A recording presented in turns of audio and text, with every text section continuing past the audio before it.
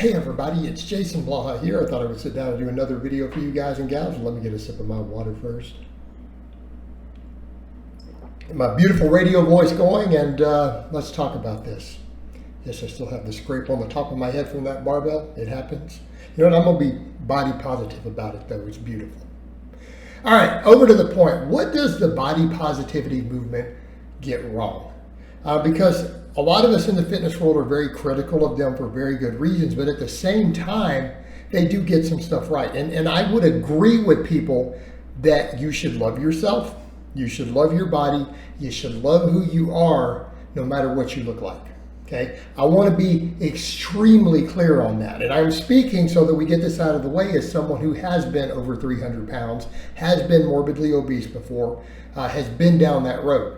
So I want to be clear, I am not just, oh, this big guy, he's 47, still looks like this, he's been fit his whole life.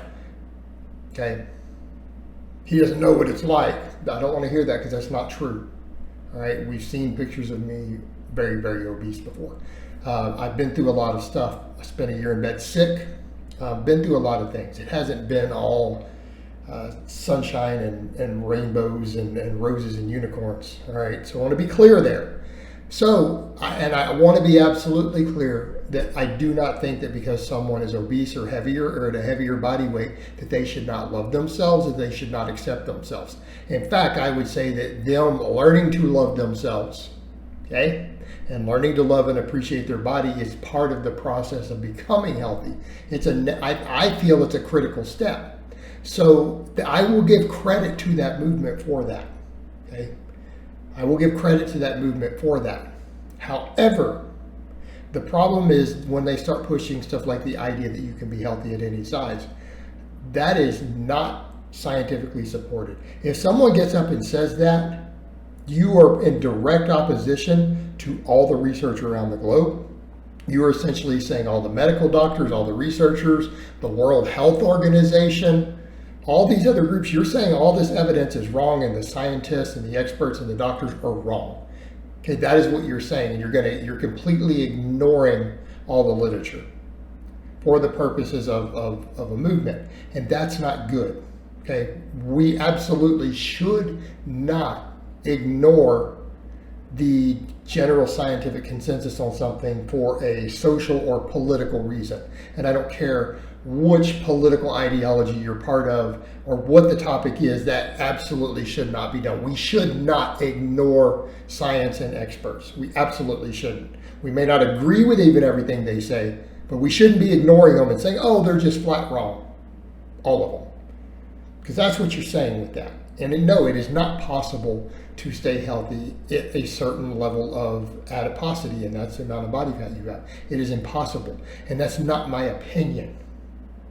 Okay, and I am saying that with the heart disease that runs in my family, I just lost another close family member in my age bracket to cardiovascular disease, okay, this last year, and they were not old. I lost my mother to a cardiovascular disease. She was the same age I am now. Lost a grandfather at 55. So I want to be clear on that. If I had stayed at that body weight I was at, I would very well be dead or been having heart attacks, okay? We have to be honest about that. With the genes that are in my family, I'm predisposed to these things.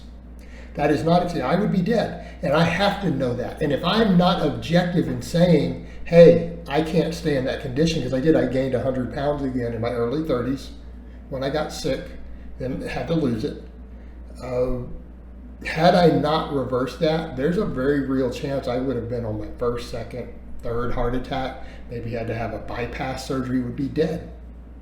Hey, obesity is the single leading factor in cardiovascular disease. Not saying other cofactors don't matter, they do. And it's possible for lean people to have cardiovascular disease, but it is the largest factor.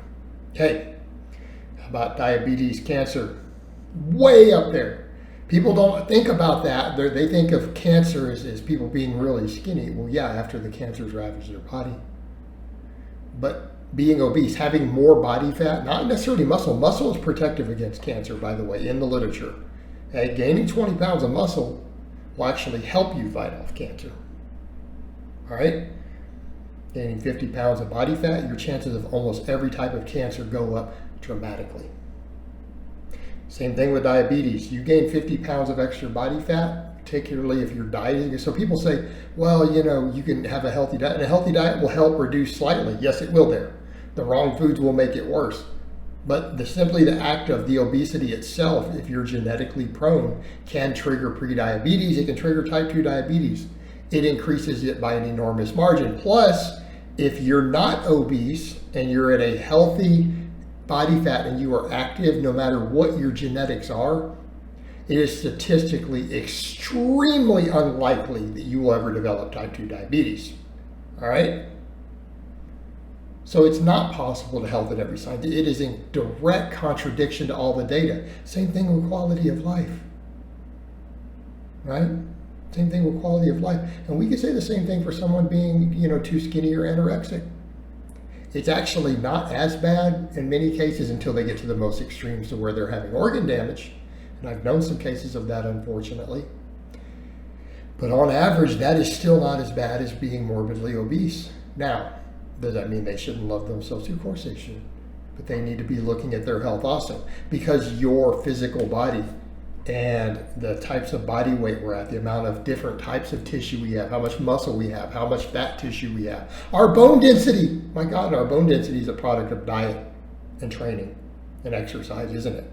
Our bone density will literally affect your health. Okay? Particularly you get over 55, it will become very important. Okay, these things matter. It is not healthy at every size. What it should be promoted as, you can start working on your health at any size. You can work on getting healthier from where you are. But if a person is at that high level of adiposity, it is impossible, medically impossible for them to stay healthy. Even if their blood work looks okay for a little while, it will get worse. And you've got to remember, fat tissue itself in humans creates inflammation. So even if your diet is good, even if you're eating healthy, but you're eating so much excess calories that you've gained excessive amounts of body fat, the inflammation in your body will be higher, right? So any inflammatory disease is going to be worse. I don't care if it's arthritis. I don't care if it's psoriasis, which I have. I don't care if it's cardiovascular risk, calcification of your arteries, if it's asthma. All of these diseases are exacerbated by inflammatory markers. Fat tissue itself raises those markers. It will reduce your quality of life.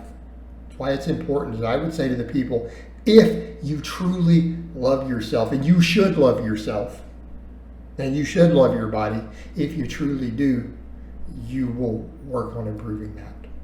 And I have plenty of information on how to do it here. And I've been through that myself. All right, guys, well, that's really all I have to say on that today. I hope it's been informative, and I'll talk to you guys and gals next time.